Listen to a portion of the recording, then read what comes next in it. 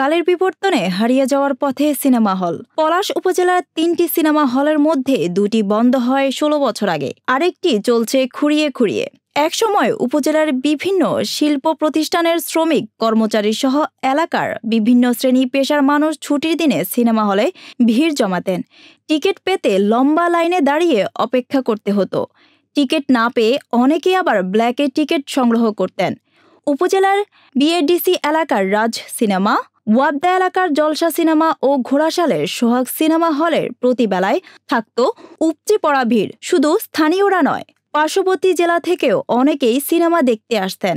এখন সেসব কথা কেবলই ইতিহাস। ১৫ বছর আগে মালিকানা দ্বন্দ্ব ও লোকসানে পড়ে বন্ধ হয়ে গেছে রাজ ও জলসা সিনেমা হল।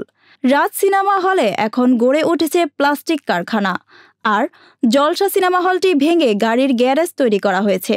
অপরদিকে ঘোড়াশালের সোহাগ সিনেমা হলটি ধুঁকছে দর্শক সংকটে।